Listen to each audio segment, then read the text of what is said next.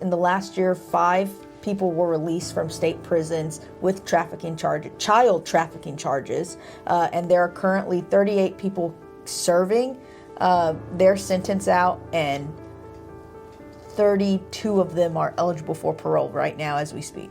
We have several witnesses lined up that have been trafficked themselves since childhood. So it should be pretty emotional, I would assume, but it's in corrections tomorrow, and we appreciate all the support we can get. When we actually polled it in my district, it was the highest rated topic. Democrat and Republican, everyone was for protecting kids against traffickers, essentially.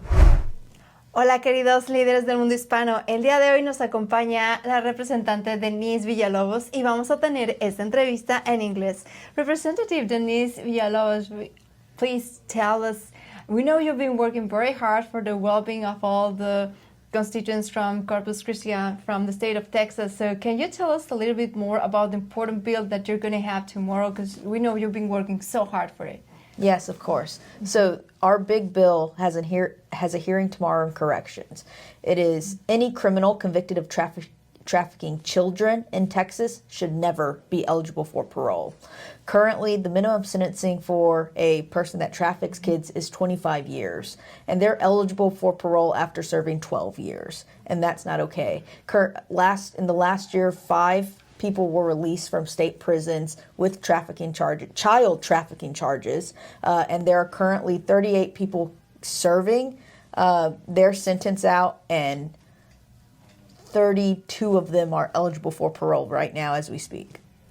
Wow, that really makes it so, I don't know how to, discouraging for the families, for the people who know about these special cases that are really terrible, and because we know that we want to stop this terrible crime, but with this kind of things, how can they really be like, this is a strong position against it? We are adding 4 offenses to the no parole list. That is anyone who traffics children or disabled individuals for labor, anyone that traffics children or disabled individuals for sex, and then any people that make money off of those endeavors. That is what's being heard tomorrow. We have several witnesses lined up that have been trafficked themselves since childhood. So it should be pretty emotional, I would assume, but it's in corrections tomorrow, and we appreciate all the support we can get. Yeah, this is, I don't know, because Texas being a border state, is this kind of a thing that really is like hitting the community here in Texas? Yes, and in my area specifically, we have Highway 77, 23 miles of it that shoots directly from the border going straight to Houston. We have a ton of activity in my district along Highway 77, and this is one of the bills to try to help prevent it. When we actually polled it in my district, it was the highest rated topic. Democrat and Republican, everyone was for protecting kids against traffickers, essentially. Yeah, this is one of the topics that we've seen that really brings both parties together. How is it in the Congress now? Is both of them also willing to contribute to this? Yes, so leading up to the hearing, I've been working my bill on the floor, talking to every single member I can. So far, I've gotten, I think, 76 co-authors, which is just the amount needed to pass the bill on the floor. I didn't talk to everybody, but as soon as I got that number, I turned it in so we could, get some good press and say to the committee, hey, like there's an appetite in the House right now in our delegation to pass this, and it is bipartisan.